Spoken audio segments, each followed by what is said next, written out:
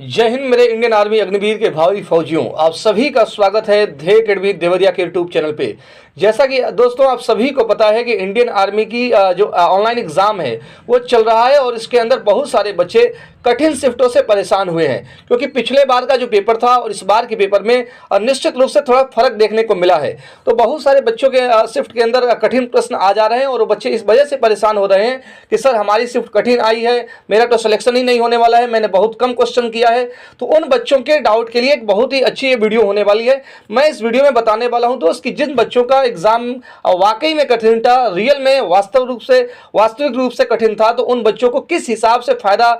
Army देने वाली है और आर्मी के अंदर किस हिसाब से आपकी कॉपी चेक करके और आपको नंबर्स दिए जाते हैं, उन सारी चीज़ों पे इस वीडियो के अंदर हम डिस्कस करने वाले हैं दोस्त। तो आप सभी से मेरा अनुरोध रहेगा कि आप इस वीडियो को शुरू से लेकर लास्ट तक जरूर देखें और अगर ये वीडियो पसंद आए तो निश्चित रूप से इस चैनल को सब्सक्राइब करें, अपने दोस्तों के बीच ज़्यादा से ज़्यादा शेयर करें ताकि इसी प्रकार के इंफॉर्मेटिव वीडियो आपको पहुंचते रहें। तो चलिए दोस्त स्टार्ट करते हैं और बताते हैं कि आज की इस वीडियो के अंदर कठिन शिफ्ट वाले बच्चों को कैसे फायदा होने वाला है। तो देखिए दोस्त, ये आर्मी के अंदर अगर हम बात करें तो सबसे पहले आर्मी की जो ऑनलाइन एग्जाम प्रक्रिया है, यानी ऑनलाइन सीई लिया जाता है, जो आर्मी कंडक्ट आती है हर साल, आपका जो कंप्यूटर एग्जाम चल रहा है अभी, उसके अंदर क्या प्रोसीजर है, किस हिसाब से कठिन शिफ्टों को फायदा होने वाला है और किस हिसाब से आसान शिफ्टों को, जिसके भी शिफ्ट आसान है उनके साथ क्या होने वाला है। तो इन चीज़ों के बारे में डायरेक्टली हम ले चलते हैं। आर्मी का ये ऑफिशियल नोटिफिकेशन है दोस्त, वाराणसी एआरओ का ऑफिशियल नोटिफिकेशन, और इसी के अंदर वो चीज़ें दी गई हैं। आप देखेंगे दोस्त यहाँ पे लिखा गया है ऑनलाइन सीई,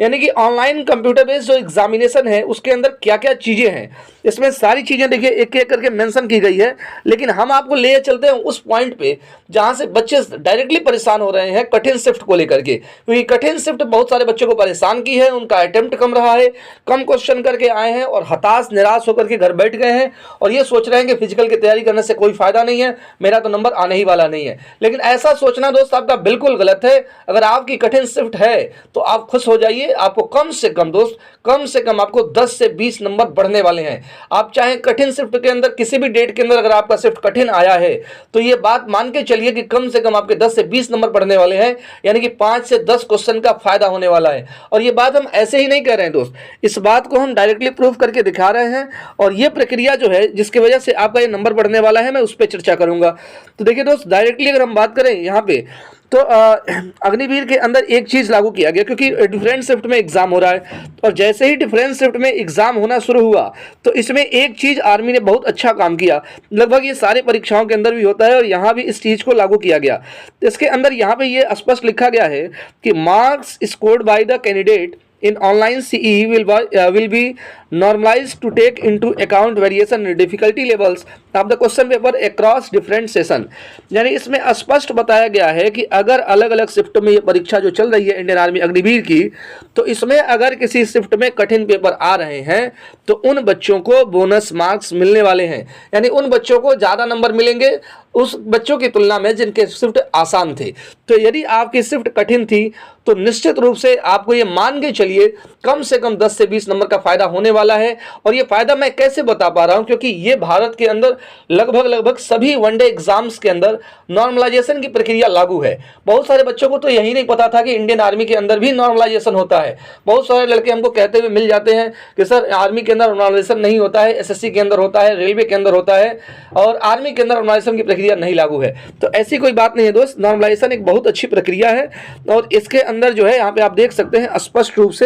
नॉर्मलाइज मार्क्स के बारे में बताया गया है कि आपका एग्जाम के अंदर अगर आपकी कठिन शिफ्ट आएगी तो मार्क्स को नॉर्मलाइज किया जाएगा और नॉर्मलाइजेशन में बच्चों को फायदा मिलता है। और ये फायदा आप देखेंगे दोस्त किसी भी परीक्षा में, चाहे अगर आप SSC GD का एग्जाम कभी दिए हुए हों या आप किसी पुलिस के एग्जाम के अंदर आप बैठे हुए हों तो आपको जरूर, या रेलवे का एग्जाम दिए हों तो आपको ये चीज़ें आप पता होंगी, और नहीं पता होंगी तो आप कहीं भी सर्च करके इसको पता कर सकते हैं। भारत की सभी परीक्षाओं के अंदर नॉर्मलाइजेशन की प्रक्रिया लागू है और नॉर्मलाइजेशन की प्रक्रिया की वजह से कठिन शिफ्ट वालों को 10 से 20 नंबर तक का फायदा हो जाता है। तो इस वजह से अगर आपका भी शिफ्ट कठिन था तो आपको निराश होने की आवश्यकता नहीं है, खुश हो जाना है और खुश होकर के आगे की जो तैयारी है फिजिकल की तैयारी उसको स्टार्ट कर देना चाहिए मेरे हिसाब से, क्योंकि आप सभी जानते हैं इस बात को कि इंडियन आर्मी की जो एग्जाम होने के बाद से जो न्यूनतम पासिंग मार्क्स बताया गया है, मिनिमम पासिंग मार्क्स, वो है 17 प्रश्न। अगर आपके तो 17 प्रश्न सही हैं तो निश्चित रूप से आपको फिजिकल के लिए कॉल किया जाएगा, चाहे वो आप किसी भी ARO ZRO के रहने वाले हो।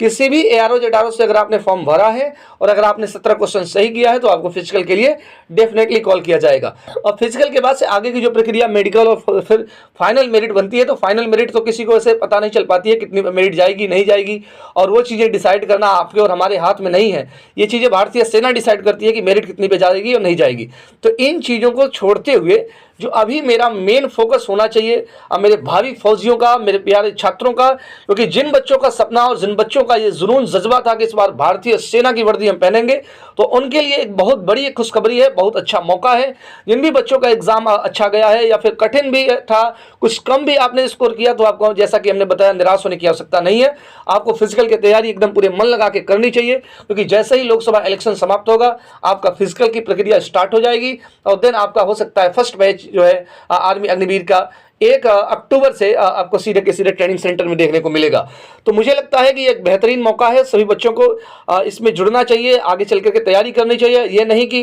आंसर